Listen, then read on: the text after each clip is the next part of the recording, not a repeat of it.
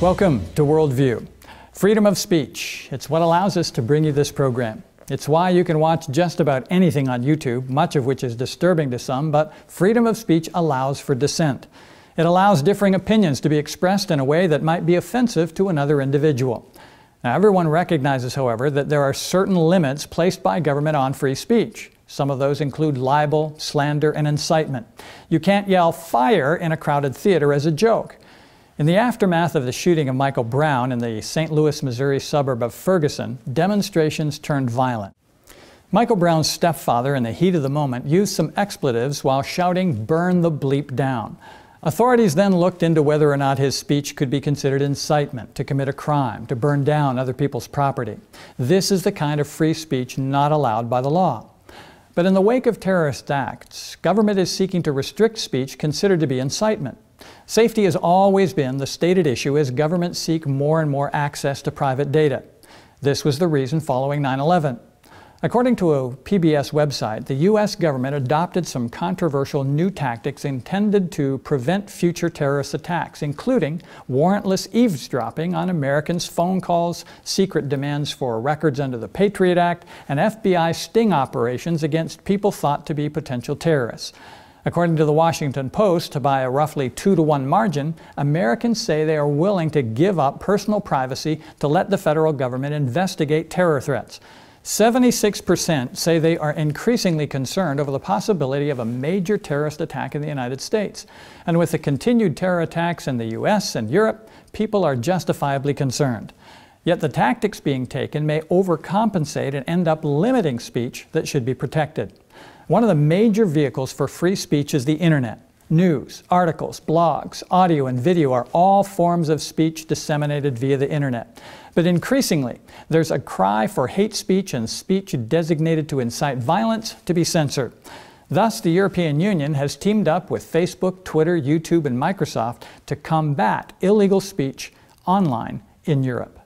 Joining us now to break it all down is Ben Fox-Rubin. He's a reporter over at CNET. So, Ben, this new arrangement, the new rules, are meant to cut down on the inciting of violence, the spread of terrorist propaganda and whatnot in Europe. First of all, if any of these companies spot hateful content, what do they actually do to begin with? Well, they're supposed to get rid of it. What this code of conduct mentions is that if something is validly flagged by, I'm assuming, a user or an advocate, it says this is hateful, this is illegal hateful content, then within 24 hours, under this new code of conduct, they're supposed to review it and then get rid of it. So that's what's new. If I don't like something you posted on Facebook, a tweet, or a video on YouTube, it could potentially be removed within 24 hours. And how will it be decided if it's hate speech? Well, for now, it's Facebook, Twitter, Google, and Microsoft who are attempting the delicate balance between free speech and hate speech. Will it make a difference from the European protocols already in place? First of all, on the European Union side of things, what are your thoughts about this? Are you optimistic? Could this be successful because there are such tech behemoths, these kind of centers, these hubs of internet content? They're all joining together on this new code of conduct?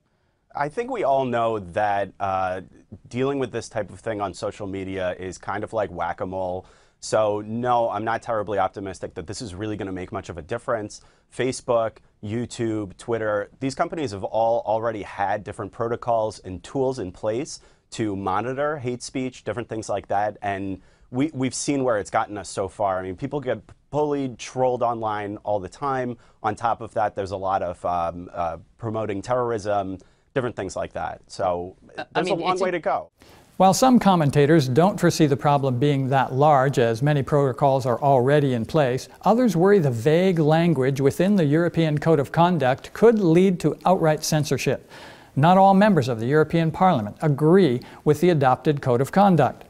They consider it to be Orwellian, as offensive speech is removed and replaced by counter-narratives. The Code of Conduct requires that offensive material be removed from the internet within 24 hours and counter-narratives replace the offensive speech. Here are some of the rules adopted in the Code of Conduct by Facebook, Twitter, YouTube, Microsoft, and the European Commission. The IT companies taking the lead on countering the spread of illegal hate speech online have agreed with the European Commission on a Code of Conduct setting the following public commitments. The IT companies to have in place clear and effective processes to review notifications regarding illegal hate speech on their services so they can remove or disable access to such content. The IT companies to have in place rules or community guidelines clarifying that they prohibit the promotion of incitement to violence and hateful conduct. The IT companies to review the majority of valid notifications for removal of illegal hate speech in less than 24 hours and remove or disable access to such content if necessary. The IT companies and the European Commission, recognizing the value of independent counter-speech against hateful rhetoric and prejudice, aim to continue their work in identifying and promoting independent counter-narratives, new ideas and initiatives, and supporting educational programs that encourage critical thinking. The agreement also requires Internet companies to establish a network of trusted reporters in all 28 EU member states to flag online content that promotes incitement to violence and hateful conduct. The Gatestone Institute, a nonpartisan, not-for-profit international policy council and think tank, sees the Code of Conduct as a war on free speech. The day after the Code of Conduct was implemented, Facebook suspended the account of Ingrid Carlqvist, Gatestone's Swedish expert, after she posted a Gatestone video to her Facebook feed called Sweden's Migrant Rape Epidemic.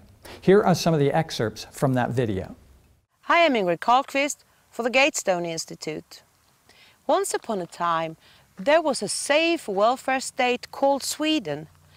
This beautiful part of Sweden that we call Skåne is where my forefathers lived as long back as I have been able to research, the beginning of the 18th century. Now, Sweden has turned into Absurdistan, a country that has one of the highest number of reported rapes in the world. Hundreds of so-called exclusion areas, more than 55 no-go zones where police and ambulance get stoned, and Sharia law is becoming more important than Swedish law. One of the things that Swedes are most scared of is rape. Even though it's forbidden to keep statistics on the rapist's ethnic background or religion, we know who is behind the near 1,500% increase of rapes in Sweden.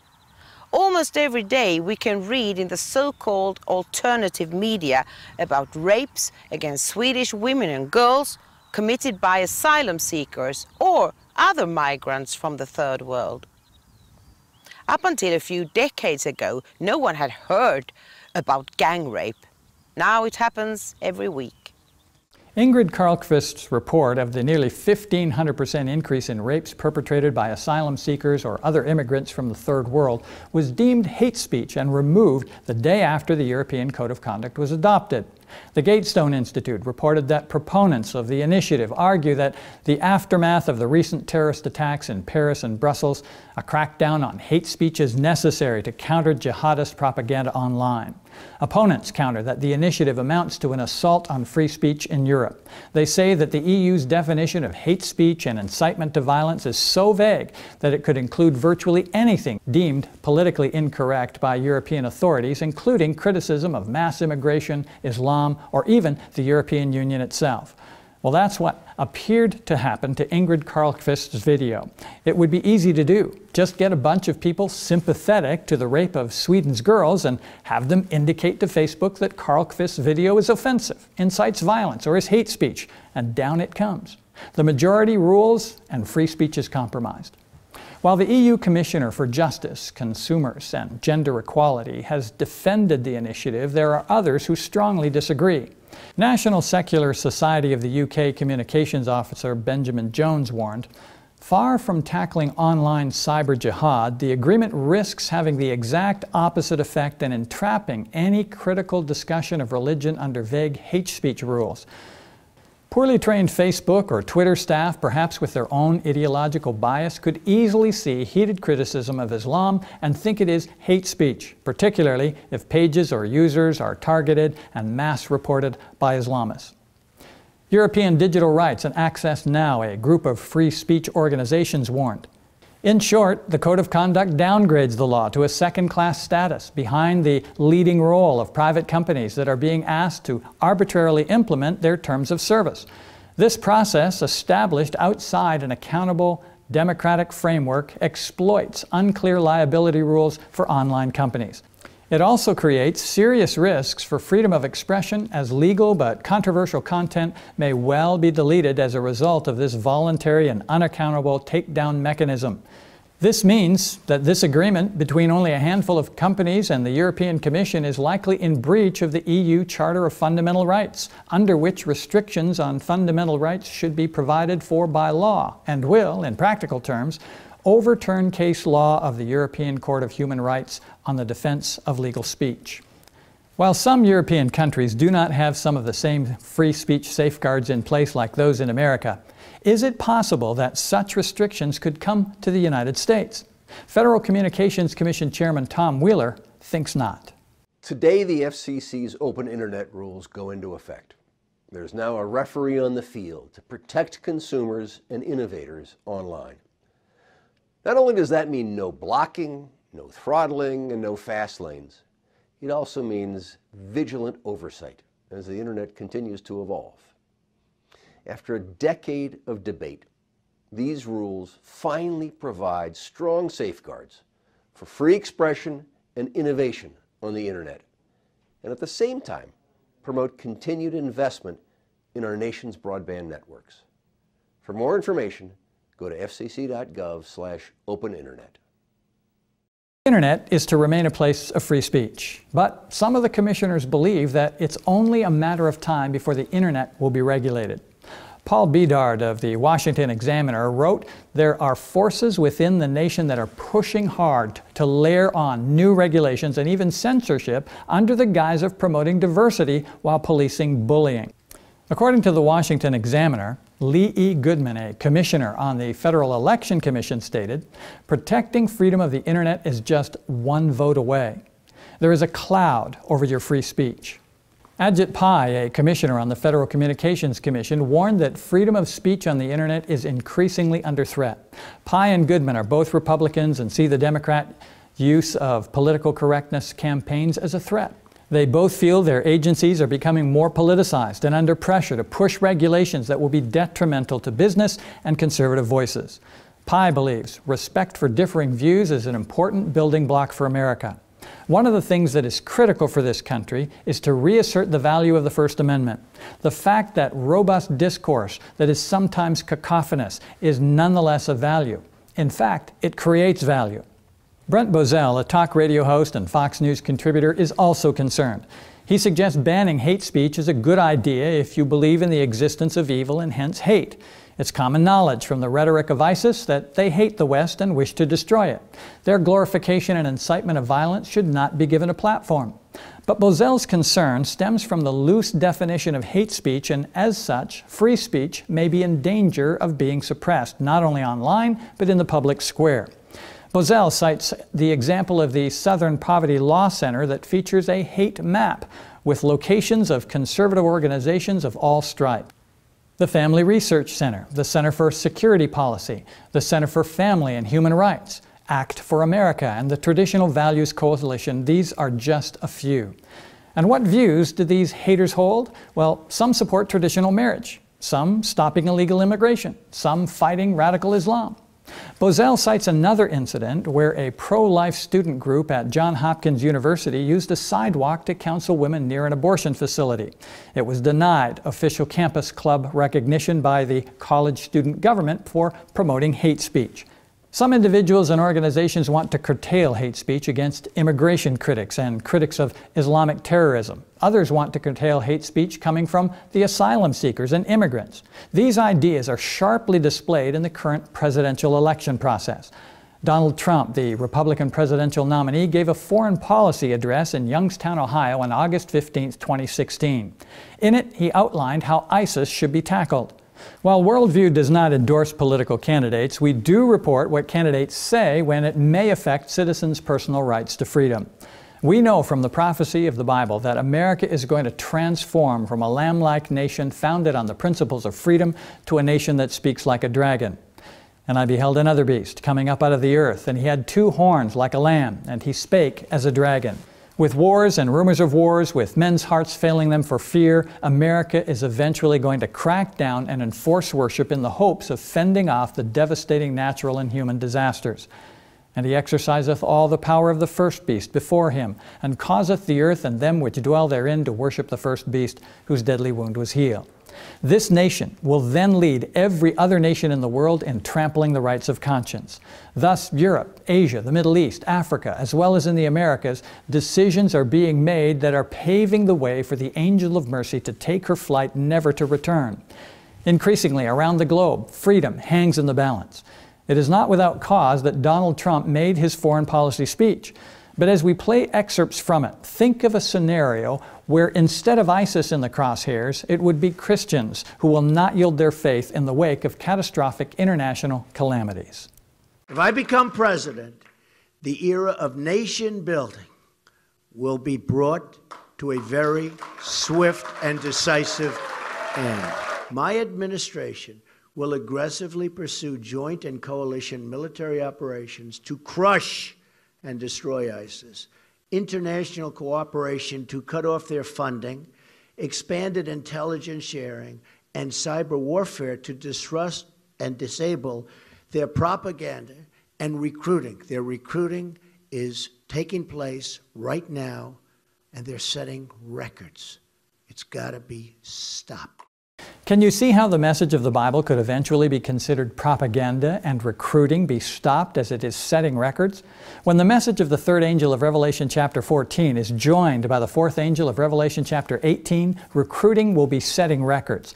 The warning from heaven to come out of her, my people, will not be politically correct, and tremendous efforts will be put forth to suppress it. Celestial glory will be blended with the persecutions of the past. Trump outlines a cooperation between the nations of earth to cut off funding. The book of Revelation predicts a time when no man can buy or sell unless he has the mark of the beast. The planning of nations is laying the groundwork for what prophecy predicts. The time to bring the reasons of our faith before the people is now. Soon our message will be considered hate speech and propaganda. Everything possible will be done to remove it from society. If you think the internet will not be purged of every vestige of our message, think again as you listen to this next excerpt in the context of Revelation 13. We cannot allow the internet to be used as a recruiting tool and for other purposes by our enemy. We must shut down their access to this form of communication, and we must do it immediately. The internet is a wonderful method of communication. It has revolutionized the way we reach out to others with the message of the soon coming of Jesus. It has the potential to reach billions of people, many of whom we could not reach in any other way. But it will be purged of our message. Now is the time to get it out there. For in reality, it does not matter if a Democrat, a Republican, a Libertarian, or a Green Party candidate is in the White House. When the time comes, the dream is certain and the interpretation thereof is sure. Religious liberty will be a relic of history. We have a more sure word of prophecy. It is a light that shines in a dark place. We know from the Bible what will happen, and we need to be about our Father's business. Mr. Trump further outlines that ISIS will not be the only target. Other Islamic groups will be in the crosshairs. These tools will be used against any group that seeks to do America harm. Well, what group will be considered doing America harm when disasters are happening at an unprecedented scale? Those who will stand for the Word of God rather than the laws of the state. Those whose values at the time will not coincide with the values of America.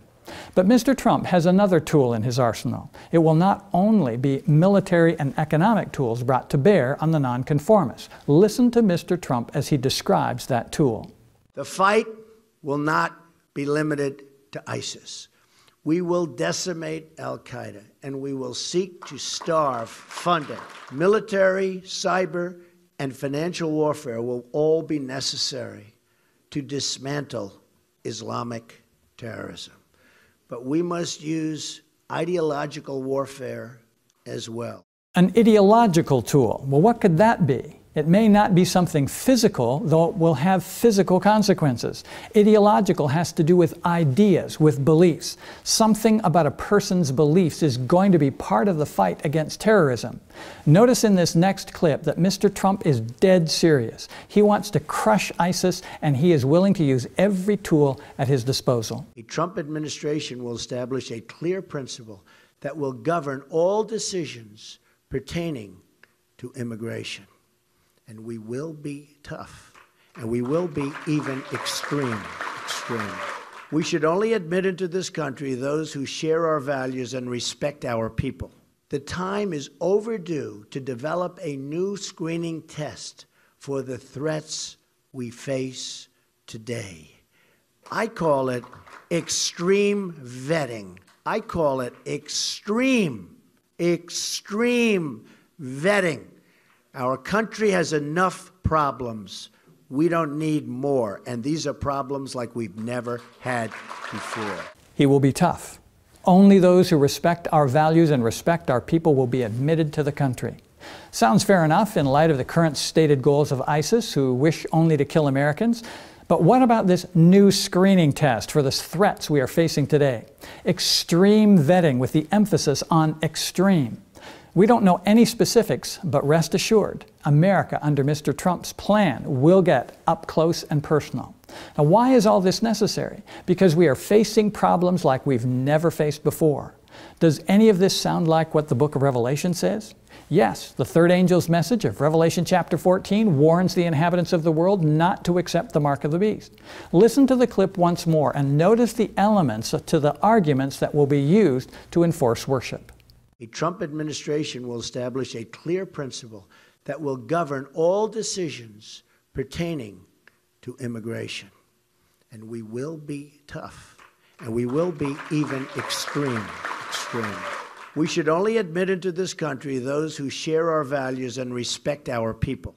The first element, only have people in the country that support our values and respect our people. In the future, that will mean you must go along with the laws and values of the nation or go out of it. When America enacts laws that enforce the worship of the first beast of Revelation chapter 13, and you want to follow God, you will necessarily have to go against the laws and values of America at that time. You will be the ISIS of the future. Here's the next one.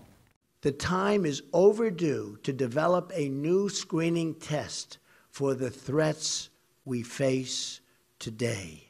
The second element, a new screening test for the threats we are facing today. As mentioned, the world is soon to be in more chaos than it has ever been. The threats will be overwhelming. The nations of earth will have to do something, and America will be the world leader that will come up with the plan. The book of Revelation says the world will be divided into two classes of people. Everyone will be screened. We will all be categorized as followers of the beast and receive its mark, or followers of the Lamb of God and receive his seal. Next element. I call it extreme vetting. I call it extreme vetting. Our country has enough problems. We don't need more. And these are problems like we've never had before. What will get the world to go along with the screening process that divides them into two classes of people? We've never had problems like this before. The extreme nature of the problem calls for the extreme nature of the solution. Economic sanctions will be used, but the problem will only get worse. And as the problems get worse, so will the solutions get more coercive until finally a death penalty will be invoked. Here's how America will attempt to mitigate that crisis. One of my first acts as president will be to establish a commission on radical Islam, which will include reformist voices in the Muslim community who will hopefully work with us. We will pursue aggressive criminal or immigration charges against anyone who lends material support to terrorism. There will be consequences for those people. There will be very serious consequences. A commission on Islamic terrorism with Islamic moderates who know the mind of the terrorists and who can hopefully persuade the terrorists to give up their terrorist ways and adopt the values of America. Those who give material support to the terrorists will suffer serious consequences. In the future, the Commission will be focused on that small group of people who refuse to conform to the enforced worship recently enacted. There will be those within the group who will be asked to sit on the commission who can relate to the commission the mindset of that small group. The commission will seek to get them to persuade the small group to reconsider the perceived stubbornness as their country is facing disaster after disaster and the cities are scenes of strife and bloodshed as no pen can picture. It is likely that some on the commission will betray those in the small group. And the brother shall deliver up the brother to death, and the father the child. And the children shall rise up against their parents, and cause them to be put to death. And ye shall be hated of all men for my name's sake. But he that endureth to the end shall be saved. And those who seek to aid the accused will suffer serious consequences. Now, I'm not saying Mr. Trump is talking about the enforcement of worship outlined in Revelation chapter 13. What I am saying is that his arguments seem to be common sense in light of the threat America is now facing. And it will be just such arguments that will be used when Americans feel their existence is being threatened by a small group of people who refuse to adopt the values of America at the time, namely enforced worship. What should we be doing today? We need to publish as far and as fast as possible the good news of the second coming. Internet, video, articles, leaflets, public meetings in every place and in 1,000 forms get the truth out. For soon, and none know how soon, it will be under the most difficult and discouraging circumstances that truth will still need to go. Now is the time to publish far and wide, for soon it will be considered hate speech. Soon it will be flagged and removed from Facebook, Twitter, YouTube, and personal and ministry websites. Don't wait, do it now.